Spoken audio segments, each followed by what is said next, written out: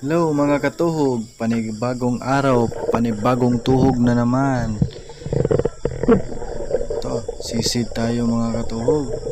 Baka may makita tayo ditong pangulam.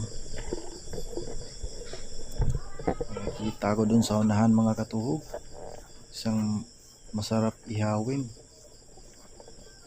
Yun, lumalapit sa atin mga katuhog. Agay, tuhog. Maganda to pang ihaw mga katuhog. Hindi pa naman nakatagos yung flappers ng aking pana mga katuhog. Tigas talaga tong isdang to. Grabe, mia to sa inihaw mga katuhog. Sarap sa inihaw yan. Ayan mga katuhog, tinawag ko si Katuhog Yunard para ilagay sa lagayan. Busy siya sa pagkuha ng sea urchins. Request ng boss namin. Ganda mga katuhog, hindi talaga nakatagos yung proper mga katuhog. Oh, mia sa inihaw niyan mga katuhog. Mia!